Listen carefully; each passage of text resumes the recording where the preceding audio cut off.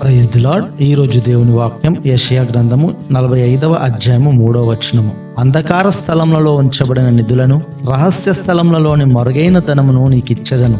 ఆమేన్. ప్రియ ఆత్మీయ సంగమా, అంధకార స్థలములలో ఉంచబడిన నిధులంటే స్పష్టత లేని, అసాధ్యంగా కనిపించే మార్గాలు మరియు ఇబ్బందికరమైన పరిస్థితుల మధ్య దాగి ఉన్న గొప్ప ఆశీర్వాదాలు.